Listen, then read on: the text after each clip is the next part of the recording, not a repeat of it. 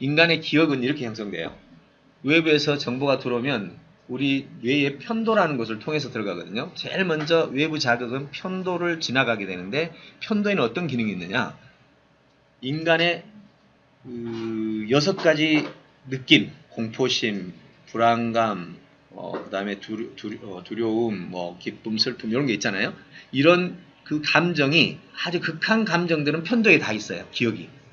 그래가지고 비슷한 감정이 들어올 때 위험하다라는 것이 들어오면 보통 위험하다를 평가하는 것은 어디로 가야 돼요? 이 편도를 들어서 전두엽에 가야 되거든요. 전두엽에 가서 상황이 위험한지를 판단하는데 그렇게 하면 시간이 1초, 2초가 걸려버려요. 근데 자동차 오면 지금 여러분 전두엽으로 신호 보낼 수 있어요, 없어요? 보내면 죽죠.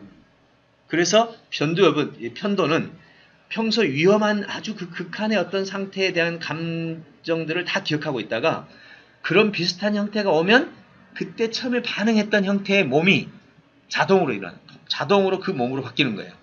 그 몸으로 바뀐다는 말은 그때 화합물질이, 호르몬이, 거기에 맞는 호르몬이 순간적으로 쏟아져요. 그러니까 옆에 사람이 뭐라고 나를 화내게 하니까 좀 자극을 주니까 화를 버럭 냈잖아요. 버럭 내고 나서 좀 있으면 후회해야 안 해요. 대부분 다. 후회하죠. 버럭 날 때 그 순간이 바로 편도에서 자극이 된 거예요. 그리고 편도에서 자극이 끝나고 나서 그 행위를 전두엽에서 생각하면 내가 왜 이래 있지? 라고 생각하는 거죠. 그래서 혹시 네. 한번 말씀하신 심리학에서 STC라는 게 있잖아요. 예. 자극과 반응 사이가 네. 긴 사람이 네네. 실수를 덜한다. 그 원리하고 그 원리입니다. 근데 이제 지금 그 얘기하고 이 얘기가 같은 맥락이에요. 편도로 들어오면 전두엽에 가서 이제 뒤에 이거를 평가를 하게 돼요. 이 과정에서 이제 사람이 몇 번 반복하게 되면 이제 패턴을 읽게 되죠. 그래서 내가 지금 너무 반응이 빠르구나. 그 반응이 빠른 게 전두엽 반응이 아니거든. 전두엽 반응은 논리적 반응이기 때문에 분명히 생각을 해서 옳고 그름을 따라가는데 이 편도 반응은 감정 반응이에요. 그러니까 생각이 없어. 그러니까 얘는 무조건 이전의 패턴하고 동일하게 반응을 해요. 그럼 이제 트라우마가 지금 그 얘기예요. 트라우마는 여기서 발생하는 거예요. 여기서. 그래서 비슷한 게 오면은 전두엽이 생각할 여지가 없어. 바로 그냥 0.1초 안에 그냥 바로 반응이 들어가는 거예요. 그러면 그때 반응이 어때요? 트라우마 때 받았던 호르몬들이 똑같이 느낌과 동시에 그냥 호르몬들이 바로 방출이 되는 거예요. 그 호르몬이 방출되는 순간 몸에 독성들이 막 쏟아지고 거기 똑같은 현상이 생기는 거죠. 긴장과 두려움과 막 공포심이. 자, 그럼 트라우마를 해결할 수 있는 방법은 사실은 심리적인 영향이 아니었어. 그거는 심리가 아니에요. 심리학에서 다루긴 하지만 사실은 물리적인 이야기였어요. 생물학적인 이야기였다고. 뇌과학이죠. 예. 이거로도 그러면은 힐링이나 코칭 방법이 나올 수 있다는. 그건 나올 수 있죠. 이제 그러면 이제 이거를 거꾸로 접근하는 거죠. 원래 트라우마는 생물학이었어. 근데 이 트라우마를 이제 해결하기 위해서는 심리학으로 접근이 돼야 되는 거지. 해결책은. 왜? 이 상황이 똑같이 반응을 한다면 내가 어떤 식으로 이제 요거를 컨트롤할까를 연구를 해야 될 거 아니에요? 자, 그럼 첫 번째 이제 보통 이 트라우마를 해결하는 방식이 같은 상황에 접근하지 마라. 비슷한 상황에 가지 마라는 거지. 그게 이제 가장 일본이 누구나 당연히 그렇게 해야 되겠죠. 같은 상황에 자기를 노출시키지 않는 건 중요하죠. 한 번 트라우마가 형성된 다음에는요, 비슷한 상황에서 이제 회로가 형성되는데, 비슷한 상황이 오면 이 회로가 넓어져요. 이건 다 논문에 다 나온 겁니다. 회로가 넓어지면서 빨리 작동을 해. 이제 이전보다 더 빨라. 속도가. 예.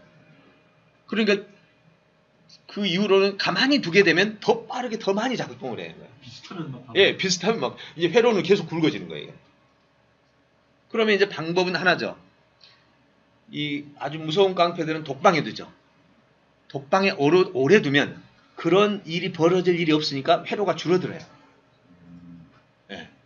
안 그러면 이제 이 회로를 자르는 경우도 있습니다. 미국에서 1960년대 실험을 실제 했어요.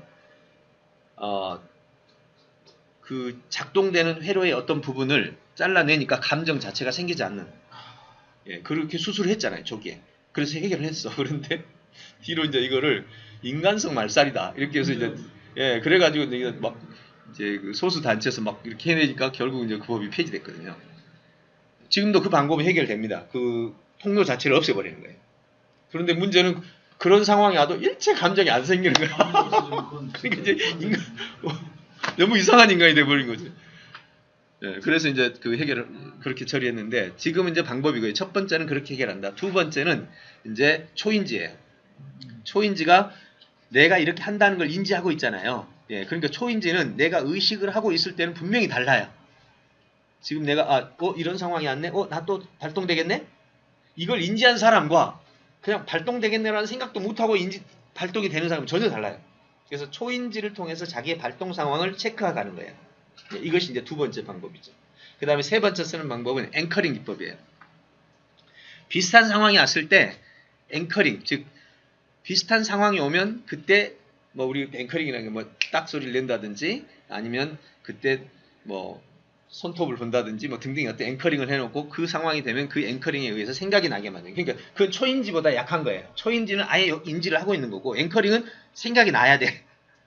앵커링에 의해서 생각이 나야 돼. 이런 여러 가지 방법들이 이제 심리적으로 하는데 결국에는 뭐냐? 내가 그걸 인지를 해야 돼.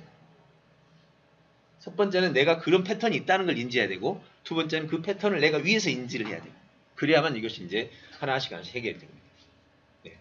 그래서 이제 이걸 종합적으로 쓴다면 첫 번째는 그런 상황을 자꾸 만나지 않는 상황으로 나를 이동시켜야 되는 거고 두 번째는 앵커링 기법을 써서 어쨌든 볼 때마다 제가 지난번에 호흡 그거 하느라고 앵커링해서 손톱에다 막 그냥 매니큐어 칠해갖고 계속 볼 때마다 했던 것처럼 이게 앵커링이에요. 세 번째는 방금 말했던 인지 기능을 활용해서 자기의 자신을 계속해서 만들어가는 거예요. 그 다음에 마지막입니다. 가장 훌륭한 건데 이거 되면 이제 성인 쪽으로 넘어가요. 그게 뭐냐면 이 상황을 이해하고 받아들이는 거예요. 자, 저 사람이 자꾸만 욕심 부리는 때만 보면 내가 막 그냥 발동이 돼. 근데 이렇게 생각이 들어. 욕심 부리는 건 나도 하고 있잖아. 너도 하고 모두가 하는 거야. 욕심 안 부리는 게 이상한 거지. 욕심 안 부리면 죽은 거야. 욕심 부리는 게 당연한 거구나. 너 욕심 부려. 이렇게 생각을 바꾸는 순간 그때부터는 이제 모든 것이 컨트롤돼요.